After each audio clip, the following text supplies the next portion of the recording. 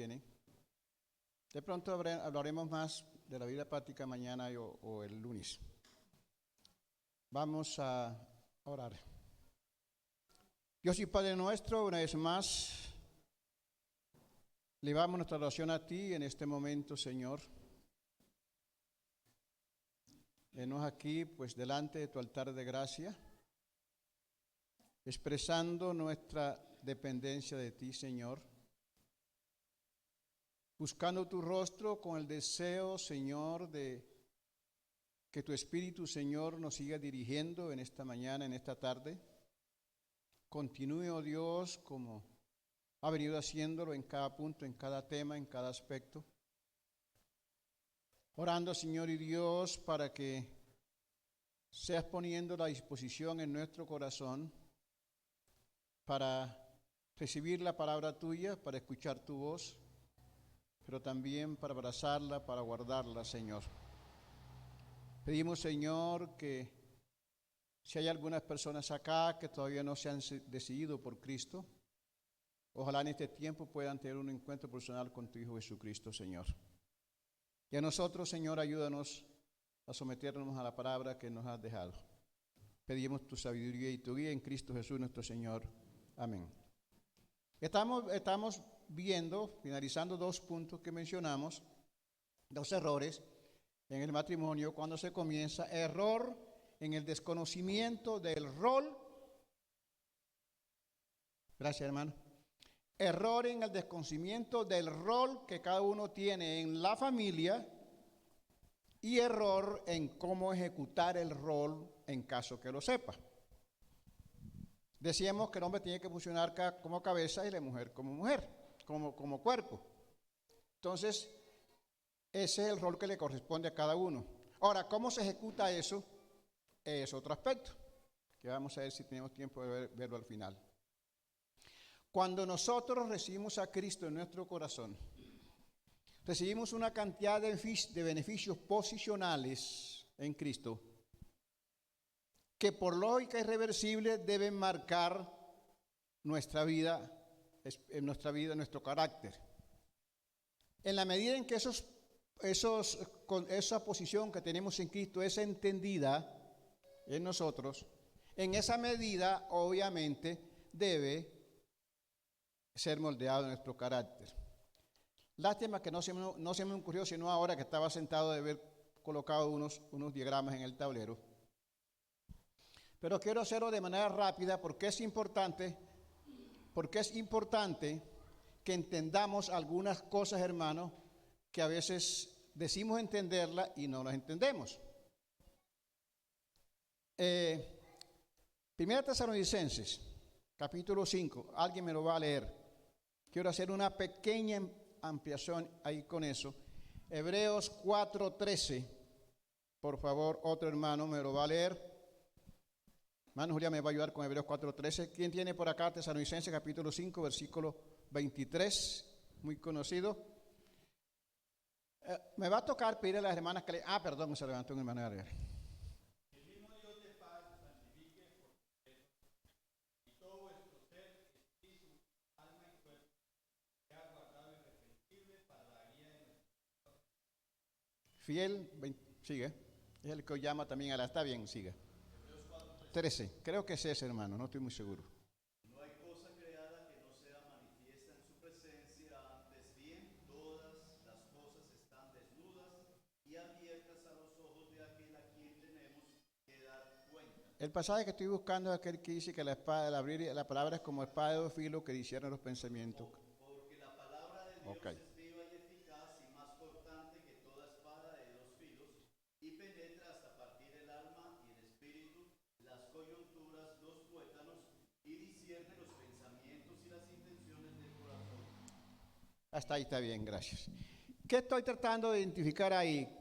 Tesalonicenses nos habla que somos tripartito, espíritu, alma y cuerpo, y aquí está hablando de las mismas 3 partes y cómo la palabra de Dios separa el espíritu, separa el alma, separa el cuerpo por cada lado. Cada una de estas áreas es afectada cuando una persona entrega su corazón a Cristo o nace de nuevo, como es lo que me encanta más decir. Cuando Adán pecó en el Edén, siguió vivo, pero está muerto. Murió espiritualmente, siguió vivo físicamente y anímicamente. Porque yo creo que cuando Dios sopló en la figura de barro o de tierra, como quiera que sea, arcilla, aliento de vida, estaba dando vida espiritual, vida anímica y vida física. Cuando Adán peca, muere espiritualmente, y ya el hermano explicaba y me encantó que hubiera clarificado eso, que no es destrucción del espíritu, sino separación. Quedó incomunicado, es decir, no funcionaba espiritualmente. El hombre se sigue dirigiendo su vida por su conocimiento, por su voluntad, por sus emociones. Cuando el hombre reciba a Cristo en su corazón, nace de nuevo, el espíritu vuelve a la comunión con Dios y el hombre tiene vida espiritual ahora. Esa posición espiritual debe afectar mi alma. Pero ¿qué pasa?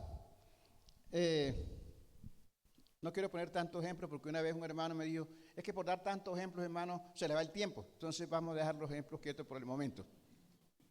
Pero cuando uno se acostumbra, los zurdos y los derechos, uno se acostumbra a comer con una mano, va a comer con la otra y le queda complicado. Pero si pierde la derecha, se va a acostumbrar a comer con esta.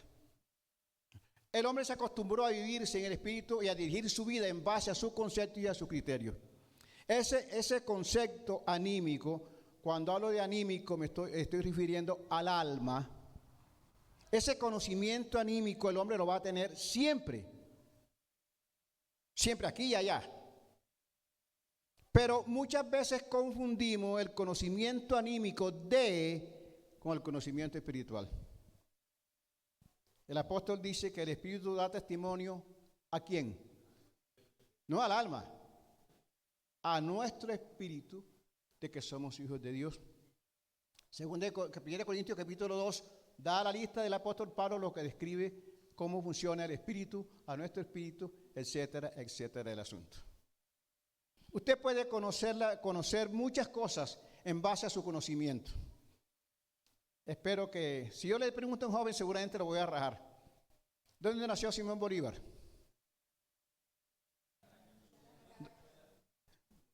Uno le pregunta a los jóvenes y no sabe. ¿Y quién descubrió la América? Tampoco saben. Usted no necesita el Espíritu de Dios para saber eso. No necesita el Espíritu de Dios para hacer una carrera. Su conocimiento anímico le da la capacidad para hacer eso. Y así, ojo, así puede conocer la Escritura, sin que la afecte espiritualmente. Satanás la conoce toda. Satanás podía recitar la Escritura al Señor Jesucristo cuando discutió con él. Entonces no crea que porque usted entiende un concepto bíblico, quiere decir que ese concepto bíblico es real para usted. No es real a menos que el Espíritu Santo lo guíe a la ejecución de eso. No sé si me estoy explicando para todos, porque no es fácil transmitir la idea. Yo puedo decir que conozco muchos cristianos anímicos, que tienen un conocimiento de la Biblia, ¡wow! ¿Cómo será?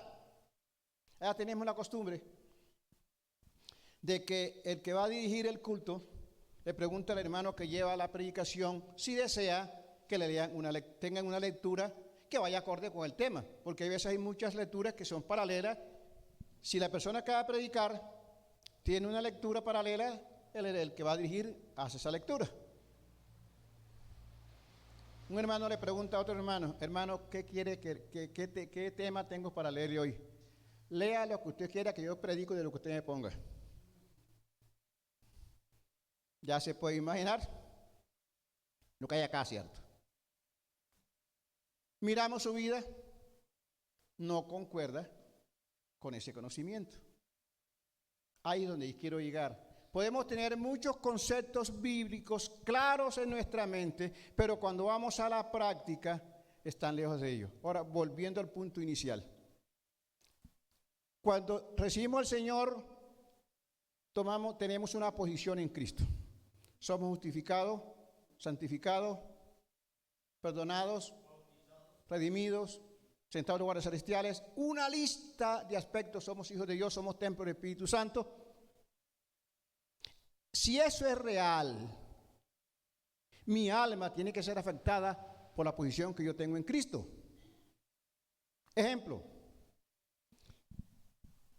Los hermanos, casi todos, Samuel y hemos hablado, pero más que todo el hermano Julián, de que somos pecadores, que tenemos una deuda inmensa con Dios, que cuando yo acudí a Cristo humillado y le pedí perdón a Dios, por medio de Él, Dios me perdonó mi deuda.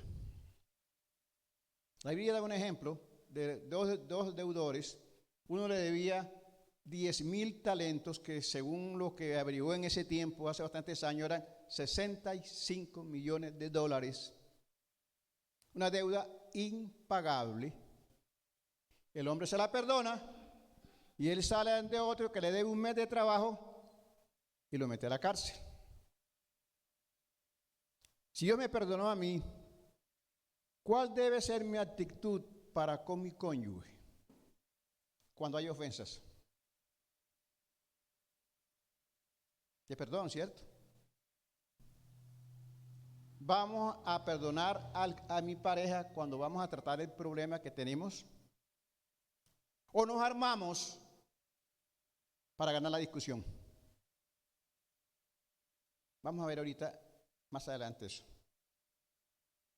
Antes quiero ver, entonces, lo que yo quiero mencionar es que de acuerdo a la medida de mi fe y de mi convicción en la Escritura, en esa manera mi rol en el hogar va a tener la ejecución que va a beneficiar a la familia.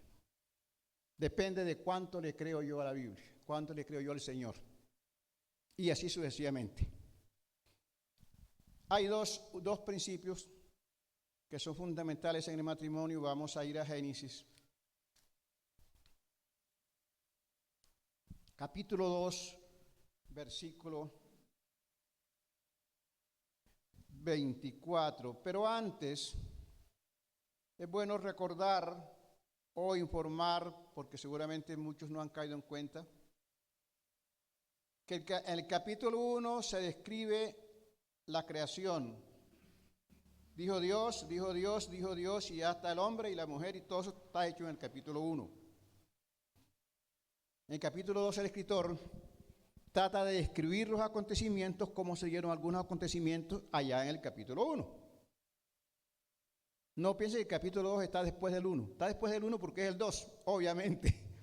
Pero lo que está en el capítulo 2 sucedió dentro del capítulo 1. Y llama la atención acá,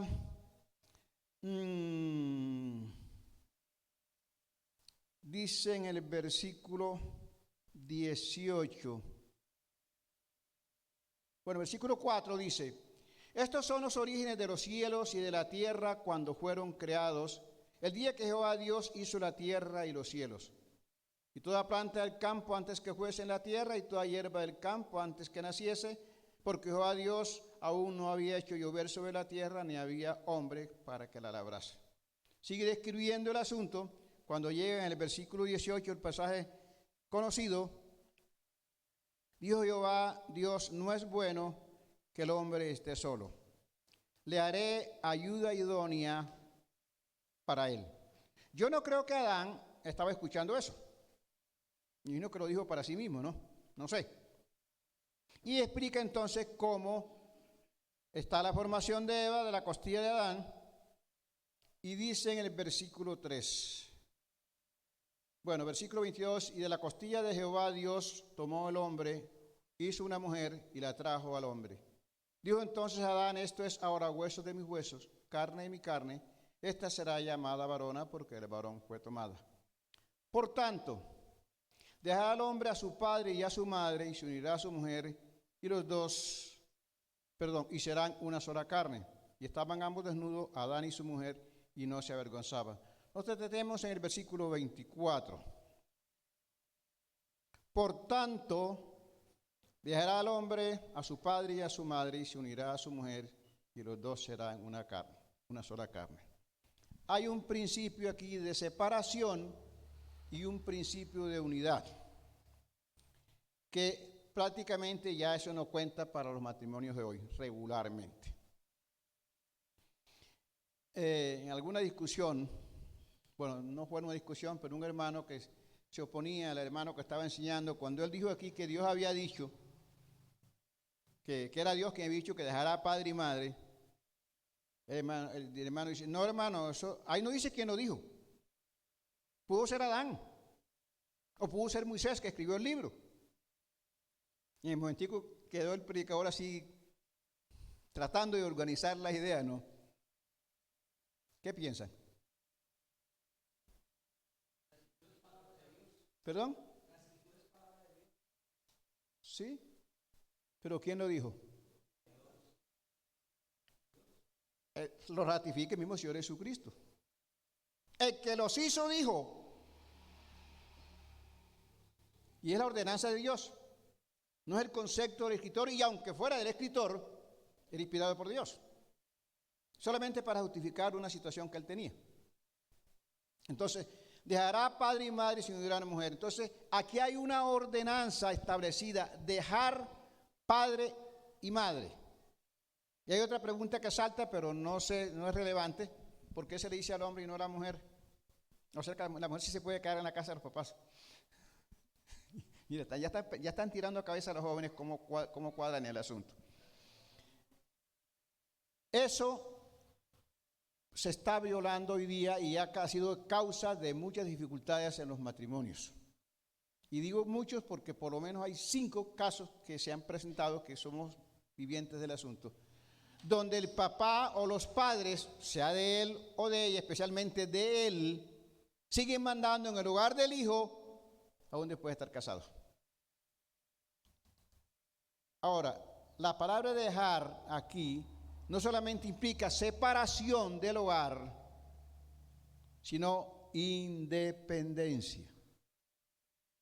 Porque puede estar separado de la casa y seguir siendo gobernado por los padres. Esa no es la idea. Lo que el pasaje está diciendo es que debe ser un gobierno independiente, además de separado, independiente. Por eso es que es importante que tengan bien claro cuando se van a tomar una decisión. Mi padre tenía un refrán, yo en una pequeña finquita, y él decía, el que corte el redondo, que se lo tire al hombro. O sea, cada quien que se mate la responsabilidad, pues que la asuma, es lo que él da a entender. Lo que vemos hoy día, que el joven de 18 años se casa con una muchacha de 16, se van para la casa de él o para la casa del otro, y esa muchacha la gobierna el suegro, la gobierna el tío, la gobierna el cuñado, etcétera, etcétera. Y todo el mundo manda a los niñitos y no sabe el niño a quién le va a hacer caso. Aquí es su responsabilidad. Es responsabilidad de los padres determinar las directrices de su hogar, las directrices de su familia, sin que esto, óigase bien, elimine los buenos consejos de los que más saben. Es obvio. Escuchar el consejo del padre, si es necesario, si es bíblico, lo que sea, escuchar de los ancianos. Es diferente a escuchar los consejos y evaluarlo y tomar una decisión a hacer lo que sucede muchas veces. Un ejemplo, me perdonen un ejemplo. Por razones de esos desplazamientos que se presentaron, varias familias estaban viviendo juntas. Y había un muchacho casado con 2 niños y viviendo con su papá y la esposa que trajo. Llega él allá a la casa, todo molesto, con el hijo, porque decía que el hijo era así como sonso, no sé si acá bobo también es lo mismo. Y llega allá todo molesto. ¿Qué te parece? Esta muchacha, o sea, la esposa de él, cuando a mi hijo le sirve el aguapanela, coge una cubeta de hielo, se la parte en 2 pedazos y se la echa en la jarra. Siendo que a él le gusta que sea picadito, hielo picadito. Yo lo estaba escuchando. Entonces, eso a mí me da rabia, a Dori también. A la esposa nomás que ustedes no conocen, a ninguno. A ella también le da rabia. ¿Y ella qué hace? No, ella coge la jarra, le saca el hielo, se lo pica y se lo pone en la mesa. ¿Y quién te dijo a ti? ¿Quién tenía derecho a hacer eso? Ese no es tu problema. Si él se la toma así, ese es su problema, si se la toma así. Es su asunto. Es un hogar independiente y que tomar las acciones que deben tomar y seguramente se van a equivocar y seguramente van a pagar las consecuencias del error. Pero el pasaje está diciendo, dejará padre y madre. Obviamente que en casi todas las normas encontramos hay excepciones. Está establecido que los hombres mueran una sola vez, ¿cierto? ¿Cuántas veces murió Lázaro? Elías no murió. Hay una cantidad de excepciones en la Biblia. Ahora, hay casos, no es lo mismo, pero hay casos donde de pronto la madre que está enferma o el papá que está enfermo, etcétera, etcétera, que tiene que vivir con ellos, eso es una cosa completamente diferente. Pero no es la regla general. Ahora, los dos mandatos, los dos principios que encontramos aquí, que parecieran ser opuestos, dejará y se unirá, van de la mano. Porque el propósito de dejar es para que haya una unión más cercana entre la pareja. La palabra para mí se unirán, ambos, pero especialmente se unirán. No solamente está hablando de la unión inicial del matrimonio, sino de la perpetuidad de esa unión. No sé si transmito la idea. La mayoría de los hogares han fracasado en esta relación porque no están preocupados por mantener la unidad. Vamos a ver un ejemplo en la Biblia. Vamos a ir a Efesios, me ayudan por favor, Efesios capítulo 4. Efesios capítulo 4.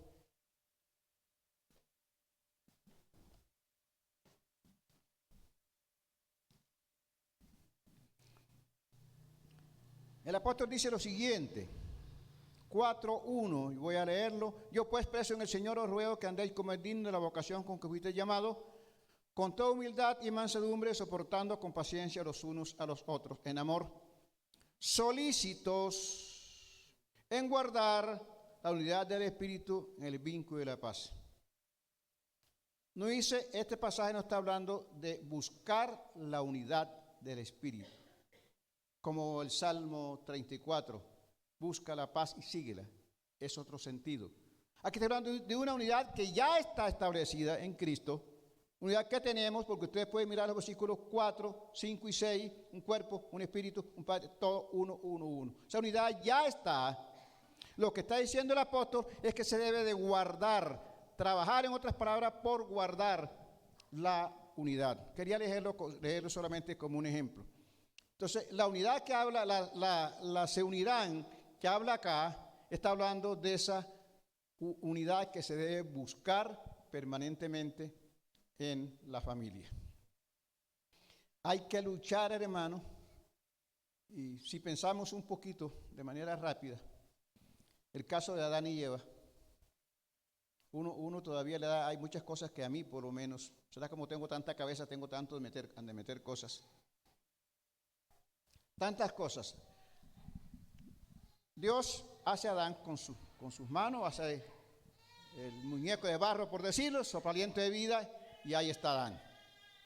Y no hace otro muñeco de barro para hacer a Eva, sino que de este mismo toma y hace a Eva y la presenta a Adán. Exclama. Se preguntan algunos, ¿será que se equivocó Dios en ese plan que hizo? ¿Será que no debió darle a Eva, sino a otra que no fuera Eva? ¿Cierto que no? Pero entonces queda una pregunta. ¿Cómo es que una mujer hecha de la mano de Dios se la entrega al hombre y hace lo que hace? Queda uno viendo un chispero.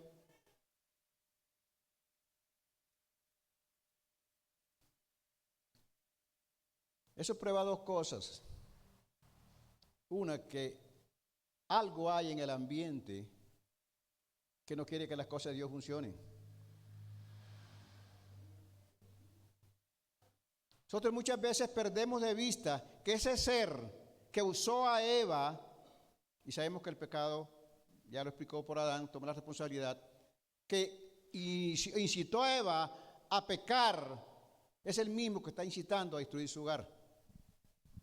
Es el mismo que está buscando cualquier forma, cualquier cosita para destruir la familia, porque él no quiere que la familia funcione. Pero ¿qué pasa cuando hay un problema en el hogar? Aquí miramos a Dios, a Satanás, miramos al que me cometió la falta. Usted está mirando a su cónyuge y no se da cuenta que detrás de eso hay un ser que quiere destruir el hogar. Yo no sé cuán conscientes somos de que hay unos regalos que Dios nos ha dado y que van a probar mi fe, por un lado, y a probar mi amor para con Dios. Es importante cuando se vayan a casar los que no se han casado, porque yo si me caso, me casaría con la misma, no creo que la cambie. Estén seguros de que es la voluntad de Dios. Para que cuando el tiempo transcurra, yo sé que esa me la regaló Dios. Tengo la convicción de que es así. Cuando yo recuerdo que una vez me tiré en la cama, una situación bastante estrecha, ¿sabe? En esa ocasión. Bueno, como casi siempre ha sido. No, todavía no teníamos casa. Yo le lloraba al Señor, llorando que me diera una casa para mi esposa, que ella se la merecía. Le decía de todos los ruegos. Me tiré en la cama, después de orar, me tiré en la cama y se tiró al lado.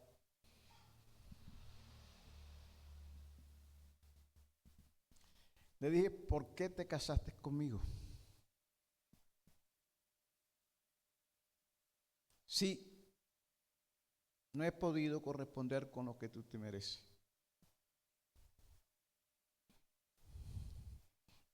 Yo estaba que me corrían por aquí por la cara. Ella dice, para que Dios me diera 2 hijos, que son la felicidad de mi hogar. ¡Qué ánimo! Esos 2 hijos me los regaló Dios. Esa mujer me la regaló Dios. Y espero que ella entienda que Dios me regaló a ella, ¿no? Cuando entendemos esto, entonces podemos comprender que si yo reacciono en contra a ese regalo que Dios me dio, estoy diciendo a Dios que se equivocó.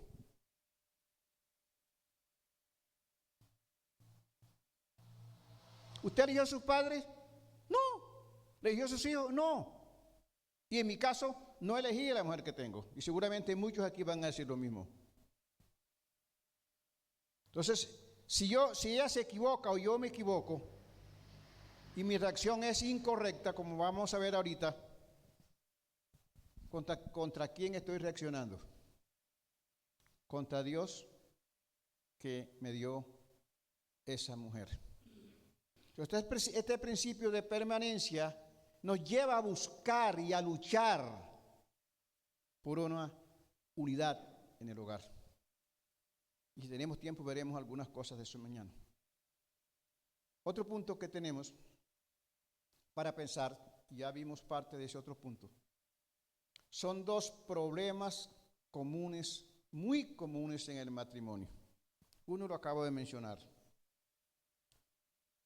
Calificar, valorar a mi cónyuge por sus capacidades y talentos y no por lo que es en esencia con Dios. Y reaccionar negativamente a los errores de mi cónyuge. Vamos a leer dos citas. Ya vimos aquí una. Vamos a tener aquí, nos quedamos aquí en Génesis. Los demás, alguien me busca 1 Corintios capítulo 11. No recuerdo exactamente el versículo, debe ser. Vamos a leer desde el 3. Del versículo 3, 11:3 de 1 Corintios. El hermano que la tenga rapidito, por favor. Pero quiero que sepáis que Cristo es la cabeza de todo varón, y el varón es la cabeza de la mujer, y Dios la cabeza de Cristo. Siga. Todo varón que ora o profetiza con la cabeza cubierta afrenta su cabeza, pero toda mujer que ora o profetiza con la cabeza descubierta afrenta su cabeza, porque lo mismo es que si se hubiese rapado. Porque si la mujer no se cubre, que se corte también el cabello. Si es vergonzoso a la mujer cortarse el cabello o raparse, que se cubra. Porque el varón no debe cubrirse la cabeza, pues él es imagen y gloria de Dios, pero la mujer es gloria del varón. Repítame ese versículo que estaba buscando. Porque el varón no debe cubrirse la cabeza, pues él es imagen y gloria de Dios, pero la mujer es gloria del varón. Aquí dice el pasaje que estamos leyendo de Génesis, capítulo 2. Jehová dijo, no es bueno que el hombre esté solo, le haré, ¿qué? ¿Para quién? Para él. Dios creó a una mujer para un hombre. Y bien, hermano, no sé quién fue el que clarificó, el hermano también lo mencionó en su. Estamos hablando de la pareja de hombre y mujer. Eso que nos quede bien claro. No hay otra forma en la Escritura. Y ella dice que que la mujer fue hecha por causa del hombre. Pero que la mujer es, ¿qué? La gloria de Dios. Entonces aquí hay dos aplicaciones para pensar en eso, según este tema. Una, para el hombre. ¿Considera usted a su mujer como su gloria? ¿Se gloria usted cuando la presenta o cuando habla con alguien? ¿Siente en realidad que esa es su gloria? No sé si los ancianos acá les ha pasado que se encuentran unas parejas que se encuentran, o él o ella, que desde que llegan a conversar con uno es a poner queja uno del otro. No sé si les ha pasado, hermano. No me... Aquí dice que la mujer es gloria del varón. No dice que es perfecta, pero dice que es la gloria del varón. Y si yo entiendo que es la gloria del varón, entonces la tendré como mi gloria. Una vez hablando allá en un campamento, yo me mantengo un poquito de silencio con mi esposa cuando está presente, más ligero, porque ese día yo sentí que estaba de pronto mencionándola demasiado, aunque creo que nunca la menciono demasiado. Entonces me di cuenta y digo, hermano, yo no estoy diciendo que mi esposa no tiene defectos. Tiene cualquier montón de defectos. Pero para mí, esos defectos son como una pequeña burbuja en un mar de bondades. En la medida en que yo miro sus bondades, sus defectos desaparecen. Esa es mi gloria.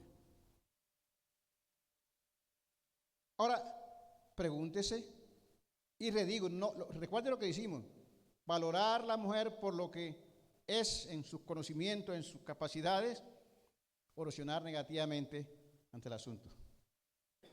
Si ella es comprada por mi misma sangre, la misma sangre que me compró a mí, debe ser valorada como yo quiero que a mí se me valore. Trate a su cónyuge en la medida que usted quiere que lo trate. Y viene el pasaje de Mateo 7:12. No lo recito porque de pronto no lo recito muy bien, pero de pronto no sé si Samuel se acuerda. Hermano Julián, de pronto vamos a ayudarle. Lo que quieras que hagan ¿cómo es? Todas las cosas que queráis que los hombres hagan con vosotros, así también haced vosotros con ellos. Esto es la ley y los profetas. Todas las cosas, vamos a reducirlo al matrimonio. Todas las cosas que usted quiere que su cónyuge, su pareja haga con usted, entonces así haga usted con ella. Decíamos este sábado que nos fuimos a una pequeña reunioncita, sea que en cierta manera el trato que debo darle a mi pareja se mide por el amor que siento por mí mismo. ¿Me amo tanto yo? Entonces haga eso con su cónyuge. Y la pregunta entonces está para las esposas. ¿Se considera que usted es gloria de su marido? ¿Se considera que usted está haciendo todo aquello que le corresponde en su rol en la pareja para que su marido sienta que es su gloria? Porque estamos dando palo a los hombres. Eso me encanta, ¿no? Pero piense, mi querida hermana, ¿hace usted lo posible para que su marido se sienta wow y pueda decir gracias, Señor, por la mujer que me diste por compañera? Y que lo pueda decir no un día, sino todas las veces que sea necesario, Señor, gracias, gracias, gracias. Depende entonces del trabajo que cada uno le crea a la palabra, porque en el rol que se nos da unas funciones que debemos cumplir. El otro punto es la reaccionar negativamente ante los problemas de mi cónyuge. Raras veces nosotros medimos la situación de los problemas en base a la realidad de lo que está aconteciendo, más bien lo hacemos en base a la realidad de nuestro estado anímico cuando suceden las cosas.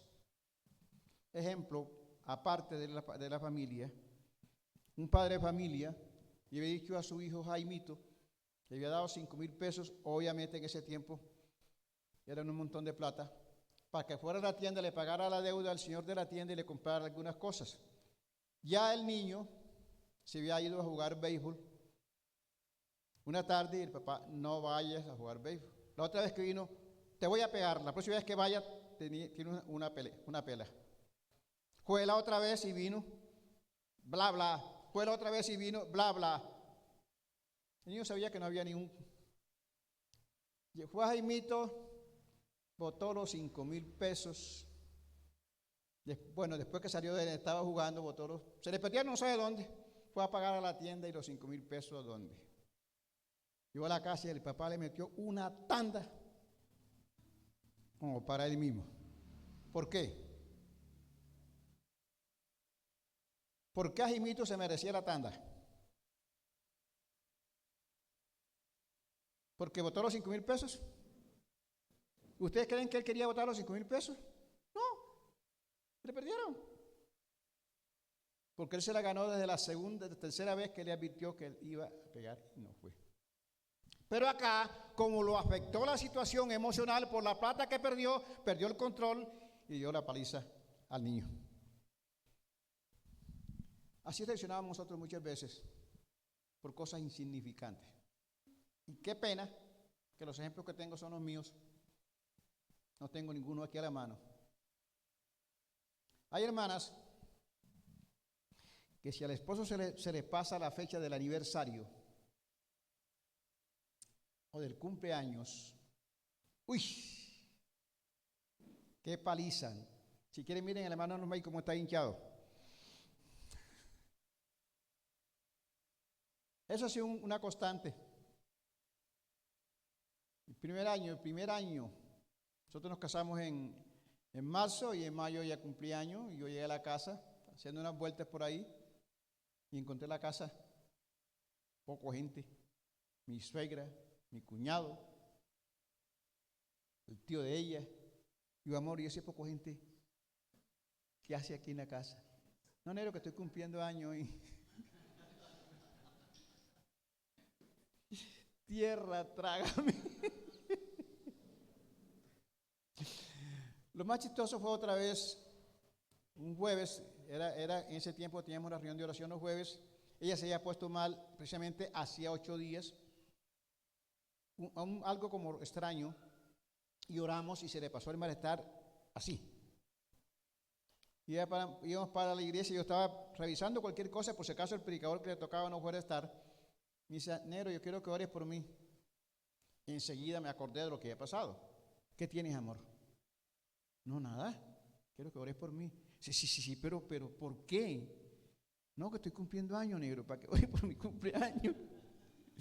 Llego a la iglesia y le cuento el chiste a una hermana que estaba en la puerta de la iglesia. Fulano me hace eso a mí y le arranco la cabeza. Yo que soy tan dulce a veces para unas contestas. Y eso hace la diferencia entre tú y ella, ¿oíste? Chicos, ya no dio más nada. Hermanos, reaccionamos por cosas insignificantes, cosas que no tienen sentido. ¿Dónde dice la Biblia que hay que festejar el cumpleaños o que hay que festejar el aniversario? No estoy en contra de hacerlo, óigase bien. No estoy diciendo que no se debe hacer. Hago la aclaración. ¿Eso es un pecado? Y eso es causa de problemas, causa de discusión en la casa. Tenemos que tener menos niños acá en las clases de pareja, de familia.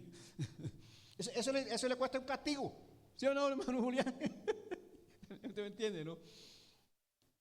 Porque sí, así son las cosas. Un último ejemplo. Tiene su mamá enferma, tenía que ir pan de la mamá a hacer unas cuestiones de medicina. Yo tenía que ir, en ese tiempo yo tenía abejas, tenía que ir a las abejas, a hacer una vuelta a las abejas. Y digo, amor, vete que es tarde. No, yo te voy a hacer el almuerzo. Digo, yo un arroz y fritar un huevo, eso lo hago yo, eso es mi especialidad. No, ella se esforzó y dejó. Dice, negro, ahí tienes el caldero de arroz, allá está la carne, y se fue. Yo me fui a trabajar para las abejas. Como ya tenía el almuerzo hecho, pues obviamente me desentendí que tenía que venir temprano. No sé cuántos aquí saben lo que es el trabajo de las abejas. Como dicen en mi tierra, es para hombres, oigo. Me fui para las abejas, me extendí, regresé de las abejas, me quité 3 jeans, 3 camisas, el casco ese, todo eso, lo tiré por allá y arranco para el caldero. Cuando cojo el caldero así, lo solté y cayó la tapa por allá. Esa tapa estaba caliente. Miré, la estufa estaba prendida.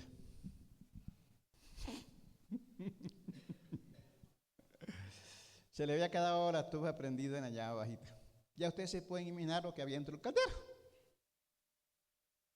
Estaba hablando en unas conferencias de pareja y di el mismo ejemplo. No le voy a decir qué contestaron, pero sí quiero hacer el mismo intento que hice allá. ¿Qué harían ustedes, hermanos varones? No me digan lo que deben hacer, porque ahora van a la Biblia y comienzan a buscar lo que deben hacer, sino lo que usted hubiese hecho en ese instante. No, con esta ayuda de esto. Yo hice la pregunta, digo, hermano, ¿qué le hubiera usted gustado hacer? Me contestó un hermano así en primera fila: patear el caldero y patearla a ella, hermano. ¿Usted se imagina que esa mujer con tanto amor se puso a cocinarme ese arroz? Se puso a que esa carne estuviera para que uno tuviera ese trabajo de venir a hacerlo. ¿Tenía mala intención en hacerlo? No. Y nosotros miramos el daño que se perdió el arroz, eso es lo que miramos. No miramos la motivación que trajo para hacer el asunto. Y muchas de nuestras peleas son así. Porque no miramos, no evaluamos si eso amerita una discusión. Ahora, no estamos diciendo que los problemas que se presentan no se van a discutir, no es el punto en cuestión. Pero yo estaba esperando, mirando su reacción. Dios quiere ver cómo reacciono yo frente a tal situación, porque los defectos de mi cónyuge son la herramienta que Dios va a usar para moldear mi vida. ¿Cómo aprendemos paciencia? Con las pruebas. Eso inclusive está en la Escritura. Pero nosotros no estamos mirando que Dios está formando mi vida o lo quiere formar a ella por medio de las pruebas del otro, sino comenzamos a mirar los defectos y además a engrandecerlos. Porque a veces no son tan grandes los problemas. Yo tengo un problema. Ya le dije al hermano John que le bajara el volumen. Porque ella me decía, negro, baja la voz. Digo, negro, amor, yo no sé hablar bajito. Mejor le voy a decir al hermano que le baje el volumen La oficina mía queda en el callejoncito de la casa. Me llama un hermano a tratar algún problema. Y a veces, no, pero hermano, ¿cómo es posible? Vaya, me toca la puerta de la oficina. Ella se va. Cuando ya suspiro y pasa todo, ay amor, me da rabia cuando me toca la puerta de la oficina. Pero si tú no lo haces, ¿quién lo va a hacer?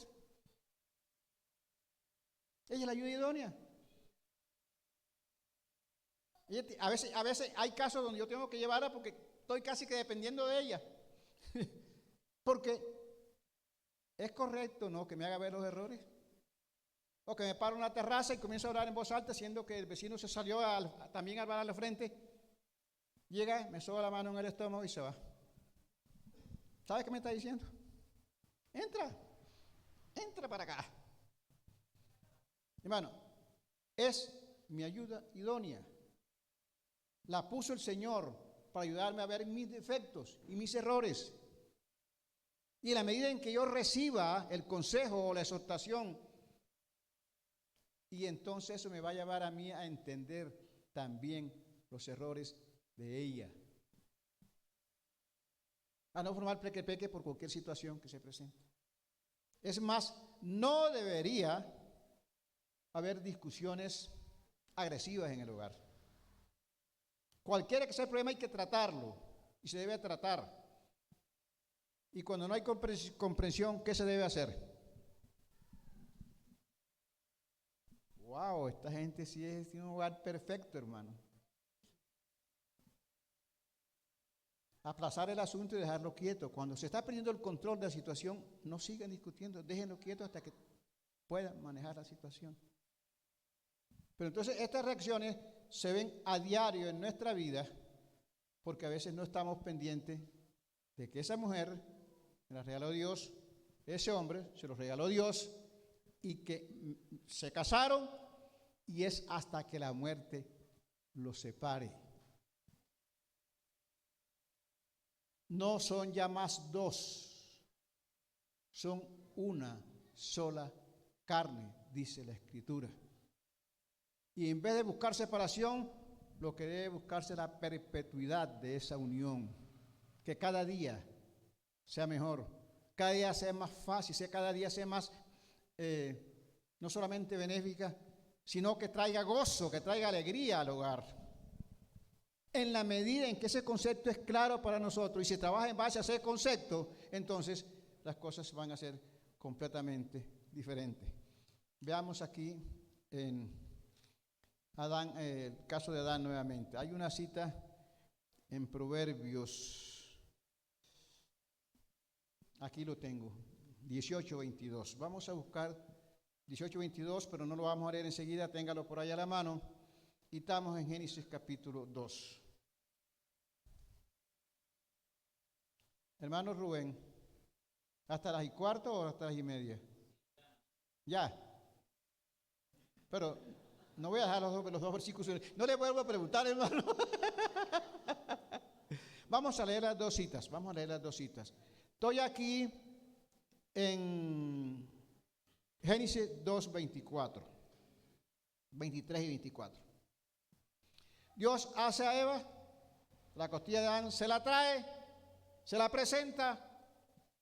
¿Y qué dice Adán? Dijo entonces Adán: esto es ahora hueso de mis huesos, carne de mi carne. Esta será llamada varona. Digamos que fue una exclamación lo de Adán. ¿Qué dice allá Proverbios? ¿Quién lo tiene? Por favor, rápidamente. 22, ¿qué dije yo? 18:22. No, estos...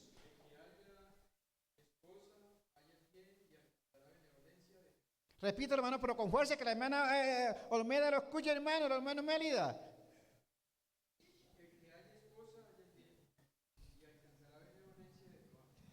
El que haya esposa, hay el bien. No hay un encarte, no hay un problema. Hay el bien. ¿Y qué? Alcanza la benevolencia de Jehová. Adán no se puso a ponerle peros a Eva cuando se la presentaron. Exclamó, esto era lo que yo necesitaba. ¿Cómo no lo había dado cuenta antes? Porque esa se la había regalado Dios. En una reunión así, le dije a una hermana, ¿usted se puede imaginar lo hermosa que sería esa mujer, hermana? Sí, hermano. ¿Y usted se puede imaginar lo hermoso que sería Adán?